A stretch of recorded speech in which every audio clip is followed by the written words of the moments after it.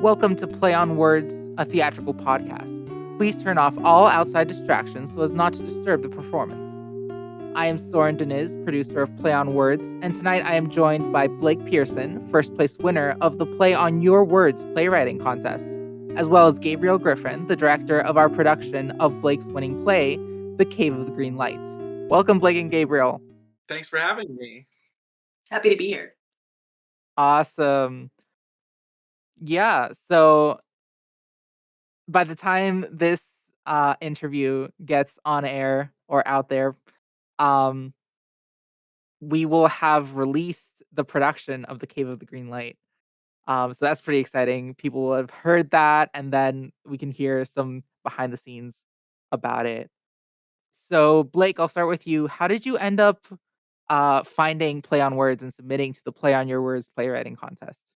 So I'm a member. I'm a student at Penn State, and I'm a member of No Refund Theater there, which is a student-run org.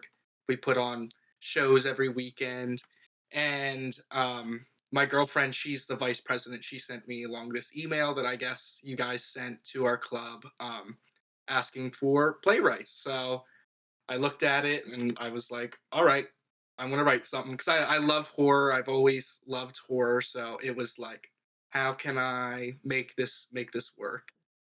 Heck yeah. I love that we had like a spooky theme for this playwriting contest because it was like we were set to produce everything for October. So we were like, let's just make something spooky. Let's make something Halloween themed. Of course. Um, yeah, that's awesome that you got that through the Penn State email. Thank you, Ashley Brown, for sending out all those emails. She was an incredible media and PR person. Um, yeah, and as far as your playwriting, did you write this play specifically for the contest, or did you have the idea in mind before?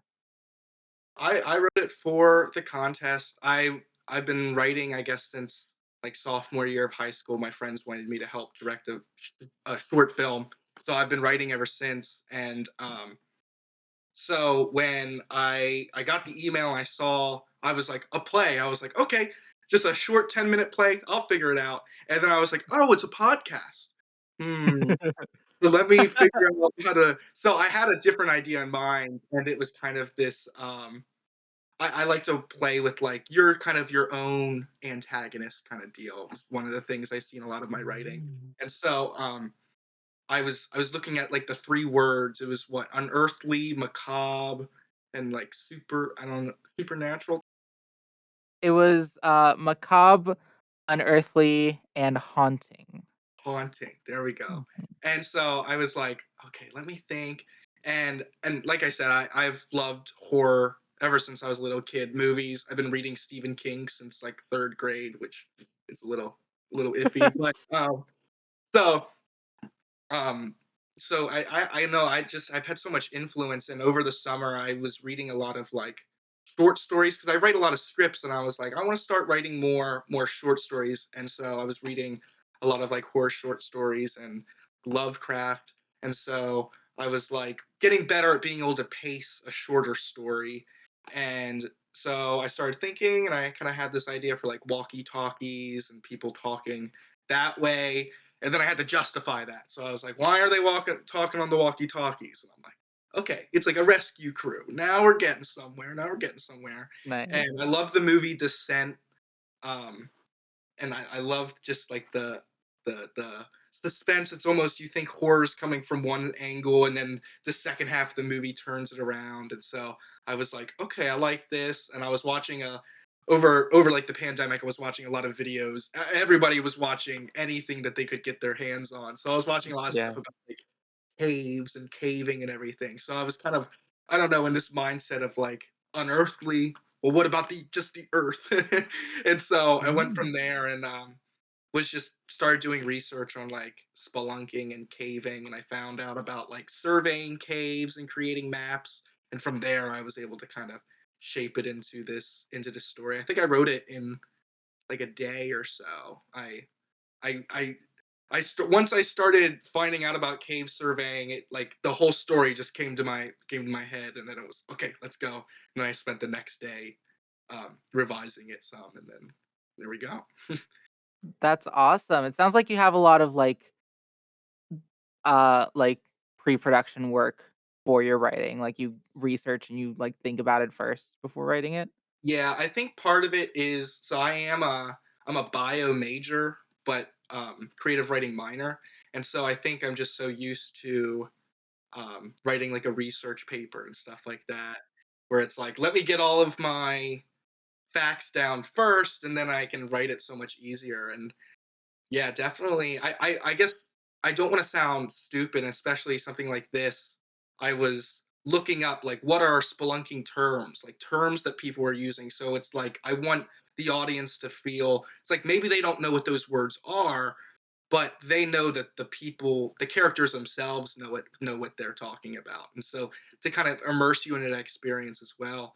So it's like, yeah, for me researching is like if I can research it and I can know everything about it. I don't have to start making stuff up. Or I can always stay in that realm of reality. And I think that's a important thing when it comes to horror, at least in some aspects. Try to keep everybody stuck in reality as much as possible. Yeah, yeah, definitely. I was one of the judges as well as our past directors, Ashley C. Brown, Elise Dalzell, and Grant Jones, and also with our special guest judge, Jill Jeffrey, from the Gemini Children's Theater.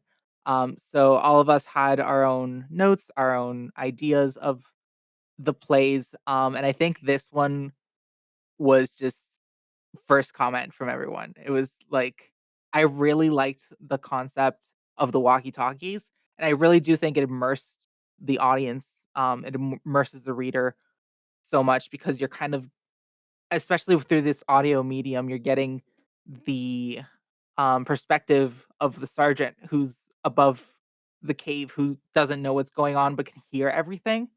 That's, like, kinda what's going on, and I like that. Gabriel, what were your first impressions and directing instincts when you first read the play? I have to say that my first my first impression was, "Holy cats, that's a lot of sound cues." Yes. So the static really appealed to me because I used to like to play Silent Hill. And for whoever hasn't played Silent Hill, you walk around with this crummy radio. And when the bad guys are near, it goes off and makes the static sound. And that's how you know you're getting ready to get attacked out of the fog.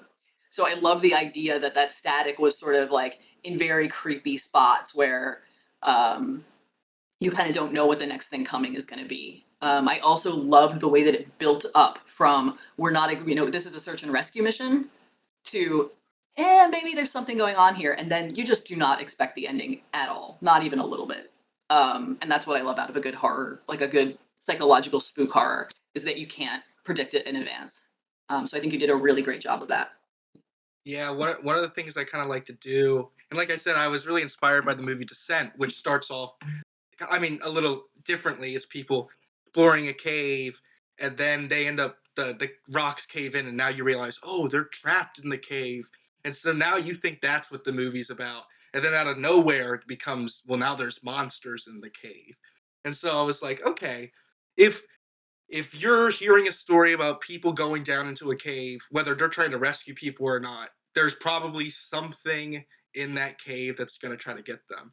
So I kind of try to like to use that audience expectation of like, okay, what do they think is going to come next, and then switching it around, and that can really throw people off. And yeah, I like this kind of supernatural element, and maybe making the guy they're looking for be the guy that is the problem to start with and everything. And I think the static was a wonderful way to just kind of bridge the gap between all these different little sections. I was going to say it also gave us a good sense of like the Sarge being above ground and everybody Yeah. else being below Mhm. ground. Yeah, I felt it separated everything really well, and I'm really inspired by like Lars von Trier and his like editing and his the way he wants to direct is like, okay, I'm gonna get you to the point where you have the greatest burst of emotional energy, and then that's where we're gonna cut. I don't care about continuity and everything like that. So kind of taking that similar approach where it's I don't need to this is I'm only gonna give you guys the parts that matter. And because it is the walkie-talkie, they aren't gonna tell the Sarge every little detail, and then because you don't get those details, it becomes so much worse, and you're stuck with that static, and the next thing you know, they're 3 miles underground and it's cold, and now they're in this gigantic cavern and everything. So I think the static does a good job. And as they're getting lower, I almost feel like, I don't know, there's so much that you can play with it with the different sound things. Yeah. Oh, absolutely, yeah. For Gabriel, as far as directing this, what was either the most challenging part or what creative liberties did you have to take with the script to make it fit with your characters, your time constraint, and all of that? I think the answer to that question is the same answer, actually. It's the section that where Wagner and Benson and Sarah are all talking sort of over each other, and Sarah's sort of going nuts, and Wagner's trying to be very practical, and Benson's just being a worrywart and like doesn't understand what's happening, and trying to get the sense that each of those people like are not seeing a big picture, but that they're all together. So hopefully, Blake, we did a good job with that. I had everybody record this so many times it wasn't even funny, and we recorded them actually speaking over each other, and then recorded everything separately several times, so that we have, hopefully our final cut will have a good sense of that kind of tension. Because I looked Mhm. at that and went, oh, balls, excuse my language. So I made my poor actors do this probably 6 times each and then once or twice together. um, but hopefully we did a good job of it, because that was the part I was most concerned with, but also the part that was the most interesting tension-wise to me. So I wanted to make sure we nailed that sort of confusion in the I don't know, it's like sort of in the middle, but just in the second half of the middle, so that everybody starts to get the sense that this is not your average rescue mission at all. Yeah, Yeah. I was saying something earlier about how, like, recording with Zoom, at least, it's very hard to try to get people talking on top of each other. And I don't know, I love having people talk on top of each other. That's how people talk. They talk over top of each other. They don't wait for people to stop talking. And especially, like, because everything's so line, line, line, line, having that moment of just, yeah, complete chaos is so important. And the one thing, like, when I'm writing the script, I'm trying to, like, time out, okay, when this person gets to this line, this person should start talking, and try to make sure all the, I guess, the syllables line up so that it doesn't it doesn't feel off and everything like that. I'm directing a show right now, and there's a conversation that's three people talking, but they're like kind of talking on top of each other. And so, like, working with the actors, trying to make sure, like, okay, you aren't just talking over top of each other. Where does your part fit in with the others? And trying to get the timing, and big that's a hard thing to do from a directing standpoint, but it's easy to do when you're just typing it on a doc. Yeah, absolutely. I think I was in there for a little bit, one of the rehearsals with Gabriel, and I think one of the things I saw you do was, yeah, just like really think about that overlapping section and be like, okay, we need to get the emotion, the overlapping, the intensity of this in there. And I think that was a great idea of like recording everyone at once and then recording separately, so that we don't necessarily have to cut any of the raw emotion or chaos of it because of sound difficulties. Yeah. And that's one of the things with like making a podcast like this. It's like great to find resources like Discord that can let us record like separate tracks at a time, even though everyone's talking at once. Yeah. So Blake, you might not know this, and the audience might not know either, because I didn't know when we were doing it. I could let them talk over each other, and they could just record Wagner, and I could let them talk over each other, and they could just pull Benson. So, like, since Craig, our bot, records everything on separate tracks, we got to do it a bunch of different ways. So they still talked over each other even when we were recording one at a time for the most part, and then they also recorded it in silence, um, just so that we had the every possible option. That's really nice. But it's a That's really great tool, and I didn't know it did multiple tracks like that, which made my life actually quite a lot easier. Yeah, absolutely. Switching gears a little bit, Blake, you also wrote a play that got fourth place in our finalists on the Play on Your Words playwriting contest. The Voicemail Fool. I really liked reading that one. Do you want to tell us a bit more about that one? Yeah, so funny enough, like, when I realized that this was a podcast play, and I started thinking, okay, what story can be told best through solely an audio medium? And I started thinking, okay, of these ideas, my mind first came to voicemails, like hearing your voicemails, and then from there, I developed it into the walkie talkies, which became green light. And so I still had this voicemail idea in my head, and I was thinking about it, and I was like, you know what? I could submit two things. I'll write it out, and so it became this weird. I like this almost when a stranger calls kind of deal of like, here's this guy leaving all these creepy messages, or maybe they aren't necessarily creepy, and so you realize that they are not wanting messages at all. And so I think that I don't know, there's something to that one from like a societal standpoint of like people like harassing people on phone calls and all. But of course, like I said, I like to change everybody's perspectives as the story goes. I want people to re-listen to it, reread it, do whatever, so that they could catch on these little things. And so then it became, well, now this guy. Well, first you think the girl's probably dead, but then you realize she's not dead, and now you're like, oh, this guy that's calling her is not not the person, not a person she knows, and then it kind of goes from there.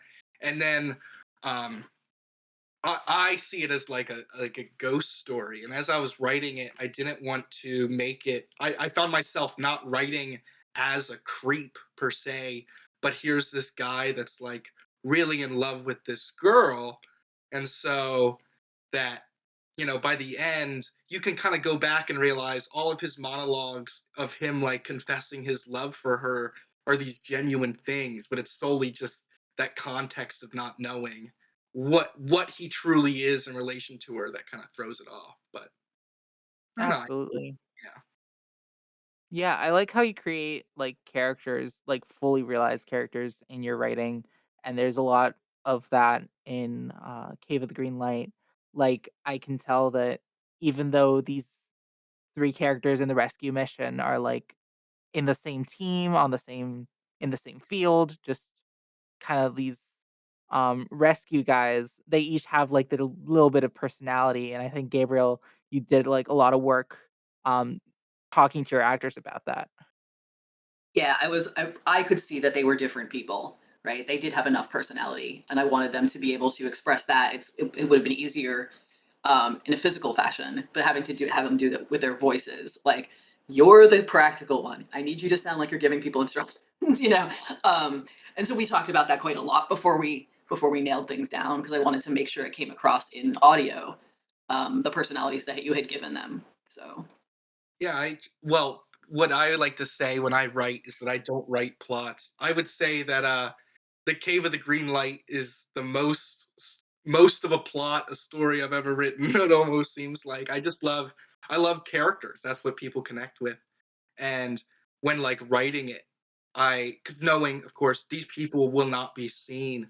Someone like with Benson, I was trying to make his dialogue more laid back, where he was talking like this while Benson's like talking like this, like trying to make sure that the way that they spoke on the page at least was distinctly different from one another. And only Benson calls Jerry Jerry, but the sergeant calls him Gerald and stuff like that. So it's like trying to establish a dominance of these characters on top of each other when really you can see them all on that same pedestal. And so I think it's something that I love doing, and just creating characters that juxtapose each other or go well with each other and everything like that. So I'm glad you guys like my characters.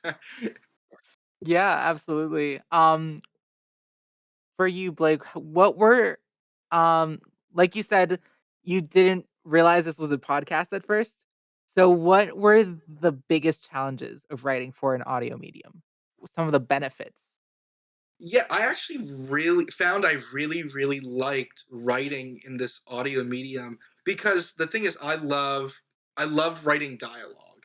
and I love just writing anything poetry. I'm in a poetry class right now and everything, short stories, scripts, like screenplays, plays, whatever, and they're all have their own um, pros and cons to writing. And I never thought about writing as just an audio thing.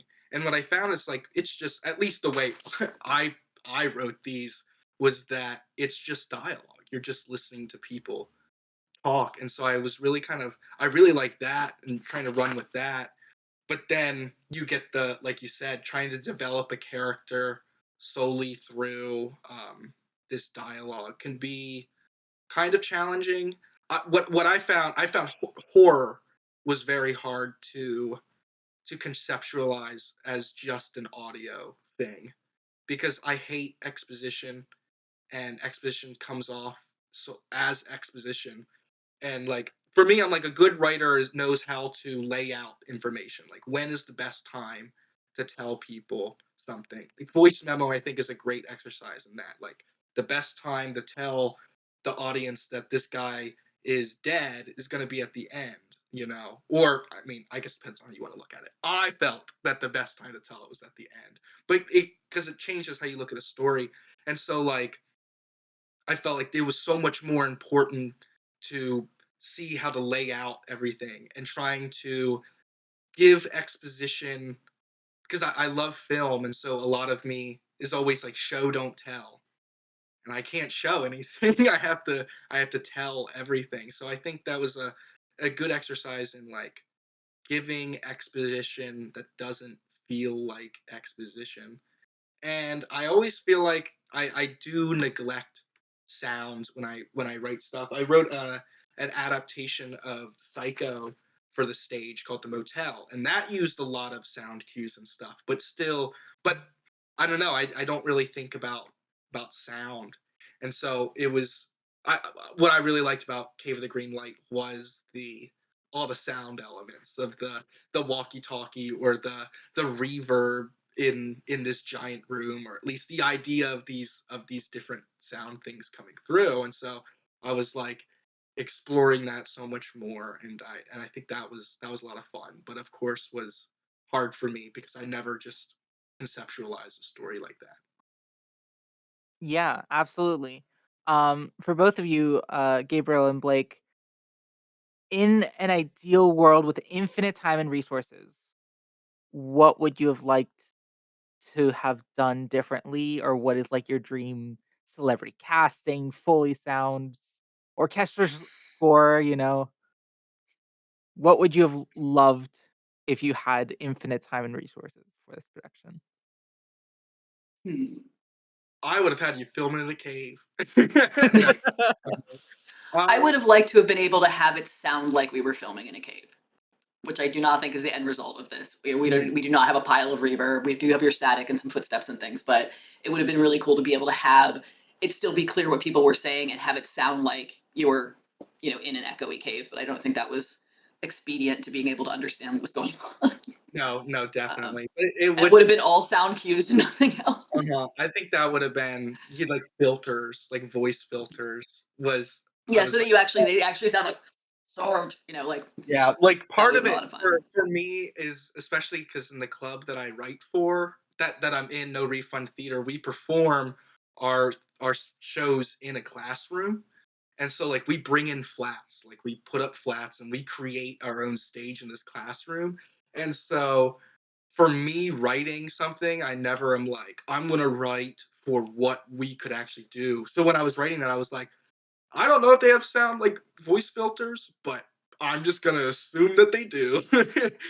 And again, like you said, it's not so pivotal to the story that doesn't need to be there. If I mean, I don't know if it's going to end up in the final production. I did say at the beginning of my audio notes, if for the first couple of times they pop on and off the walkie talkies, we could have an audible pop or something that makes it indicate you are talking on a walkie talkie. Because then I think those first couple of things will just filter through your mind for the rest of it. And hopefully make it unnecessary. So I don't know if that's going to end up in the I final cut or not, I but I wrote did ask for it. over at the So end of every line. Every line had over, and I was reading it out loud because I was like, "This is how it's done. This is reality."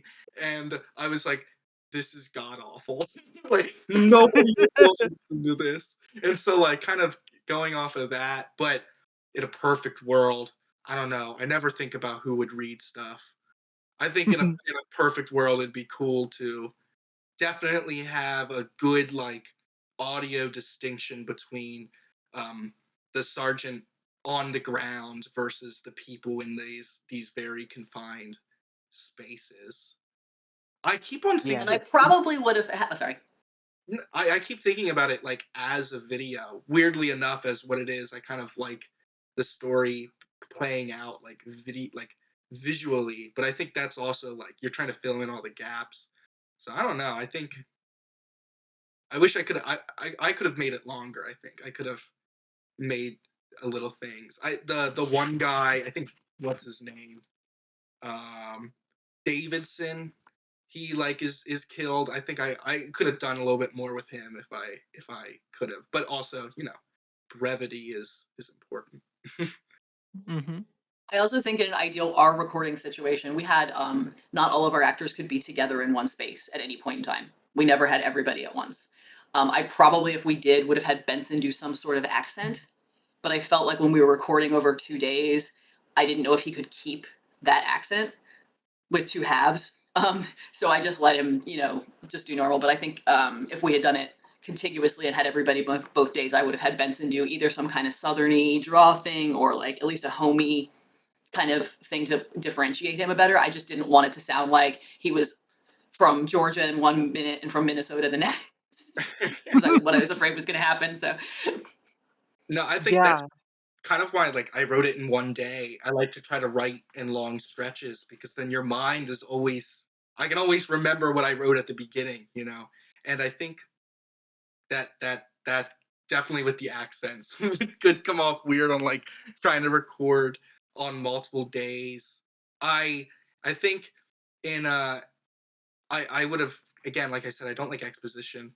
I would have made the sergeant's opening kind of monologue that sets up everything. I would have preferred to have had that almost be like a written statement, and that way you can jump right into it. So it's almost like, all right, audience, you are prefaced with all the information you need to know so that we can just jump right into it. And so I solved that with like that opening monologue, but still it just seems weird for him to brief them the way that he does. So when they're already in a cave. Yeah. exactly. Well, the first draft they were outside of the cave, or I don't know. Yeah, exactly. It was like, why are they on the walkie talkies right now? So trying to deal with that stuff. I guess you choose your battles. Yeah. Our sound design team, I'm really proud of them. I love our sound design team because the things we've been able to create, like, just over the existence of the podcast have been surprising. Like, there's some things, like, I would have never imagined would make something so rich and so powerful. For example, we did overtones, early this year, like, really early this year. Um, and overtones is this, like, it's a character piece, and it's 2 women and their alter egos having tea together, and that is it. It is a conversation. It lasts, like, less than 15 minutes, and it's over. Um, but our sound design team was able to take ideas, take little lines, take an idea of ice breaking, of tension, of a car crash, and incorporate it into that, and that was so so creative, and it added so much to the play that, like, having a play that's already meant to be written for audio is really cool because now we have, like, the exact idea of what the vision was, and then our sound design team can just play off of that, can add the static, can add the reverb, can add the button sound on the walkie-talkie, they can add, you know, maybe a haunting noise for the green light, something like that, you know? So it's really I really, as an audio person, I do a lot of music, a lot of, like, audio recording, And as an audio geek, I absolutely love the idea of how much you can do with theatrical audio. It's yeah, because like, um, for Casting Light, which Gabriel you were in, we had these little skits, um, and there were a lot of different variety. There was some more humorous, some more serious. They were all related to mental health, and a lot of the content was the sound design. Flamingo dancing specifically, which was in the second episode of that collection, had a soundtrack designed by Anthony Del Grosso, and it made the whole play or little skit, which was like maybe it was less than 10 minutes long, and it was mostly monologues, but it made it feel like a dance. It made it feel like it had movement and it had tension and it had so much because of the audio, which I find incredible. Yeah, it definitely Um, creates a world. And that's what I was trying to do, like with this, with the footsteps and stuff like that. It's like you feel like you're there because especially like you got headphones on. That's all you can hear. Close your eyes, and that's where you are. yeah. Yeah, absolutely. And even in like the final mixing of the whole production, just like simple panning, you can hear one thing to your right, another thing to your left, and that just creates a whole entire, like you said, a whole world. Um yeah, so in an ideal world, recording in a cave could have been cool. Actual maybe like live performance with the filters could have been cool, you know? Um but I think with what we have, it's we still can do a pretty darn good job of creating this audio world in your head through your headphones. Yeah, Gabriel, do you have any questions that you wanted to ask Blake about his Any play? questions I wanted to? Okay, so did you have? I mean, I- do you have an idea of like what this green light is or where it came from, or is it just like that's creepy, or do you have an alien story about it or anything like that? I think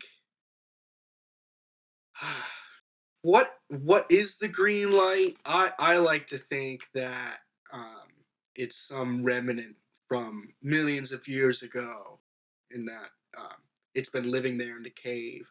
I don't know. It says a lot that the cave is alive, which of course has many implications. Um, and I was like, no, no, no, this is like literal. I mean, I guess saying a cave is alive is literal. It is growing and stuff like that. But this was like, no, no, there's something here where the cave is almost an essence. I love the my favorite book is House of Leaves, which is about this Gosh, space yes. of, yeah, this room of infinite space. And so I was really kind of inspired by that, especially when they get into the giant. What does he say? It's like, yeah, this is they misnamed the Great Hog because this thing's giant, and like almost like this is a maze. Like in my head, whatever this creature is not it create almost like a body snatchers kind of deal. I feel like you get possessed, you stare at this light, and that's what made professor Asler. or go insane because he just like saw it. But I think that there's also what is um I think there's like this element of the guy just being obsessed, and like maybe that's what it is, like this obsession. But that also doesn't fit with like um but I mean, I guess it does. Like looking at Wagner at the end, that he's almost obsessed with trying to find this guy that is most likely dead. And so I think I think the light is whatever you want it to be, obviously. But I think it's I almost think it's like extraterrestrial. I was very like the stuff with like the claw marks and I was like seeing this world. I was really kind of taking from like Lovecraft from there, like I trying to got that sense. yeah describe the undescribable and stuff, and I so loved the line, "The cave is alive." That gave me chills. it's yeah, I like it. And the one thing I was trying to do, I was like, I need to like the element. I was like looking at one. I was like looking up cave maps. Like, what do these maps look like? What are they naming these caves and stuff? And so I was looking at cave maps. Then like, okay, how deep is the deepest cave, and kind of dealing with that. So like, what are these numbers real? And I was like, I love the idea of it just getting cold. Like now they're miles underground, and now it's cold and it's all dark, and here's just this room of blackness. I'd seen this thing. It was like, these the most experienced cavers um can end up in like a gigantic cavern, like they do. This was a big inspiration. Was like they can end up in this giant cavern. It's completely dark. You can't see your hand an inch from your face, and they'll go crazy because they know that they're in this gigantic space, but they can't see any of it. And so that was kind of a big thing that I was taking from, like, okay, let's put them in this giant space. Maybe Dr. Bassler went crazy before he even reached that green light. And so kind of playing with that. Maybe the green light was just, I mean, Bassler just sees it as a gem, and I think that that's truly what it is. But I think it's like a extraterrestrial gem. Thanks. Cool. Very cool. Um, yeah, Blake, any final words of encouragement to other theater enthusiasts, other playwrights? Anything you learned from writing for podcast? I'd say if you have an idea, there's no such thing as a bad idea. You just aren't using it correctly. You gotta figure out where it fits into something else. Um, and I would say write for the medium. If it's gonna be an audio thing, make sure that story that you tell can only be told through audio. If you're gonna write a stage show, make sure that that show works best on a stage. If you're gonna write like a short story, make sure that that story is told that best way. Um, and I don't know, tell if you're gonna figure out where you want to tell people things that you want. Exposition it's very easy to just info dump, and then you can carry on your way. And I kind of did that with Greenlight. Let's just info dump at the beginning and then get on with the story. But you know that green light, that green gem doesn't matter to the entire story until the very end. How here's this little thing that's going to come back and matter a lot at the end. Try to write in circles. I love writing in circles. It makes your audience feel super satisfied, and then it forces them to go back to the beginning and be like, wait, did it actually say that? Yo, yes it did. And then you can get so much from that. And oh, never neglect a character. Nobody, if your story doesn't have a plot, people won't care as long as the characters are good enough to keep them engaged.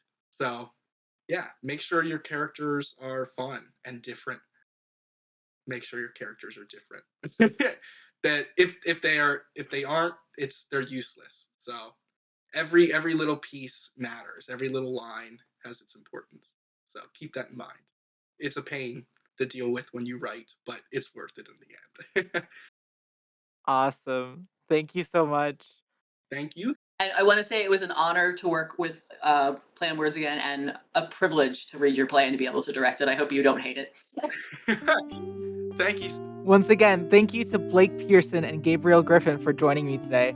To read the scripts of the top 5 winning plays from the Play on Your Words playwriting contest, or to stream the productions of the top 3 winning plays, including Blake's first place winning script for The Cave of the Green Light, go to playonwordspodcast.com. Play on Words is produced by me, Soren, de-Niz, with technical direction by Mackenzie L. Martin.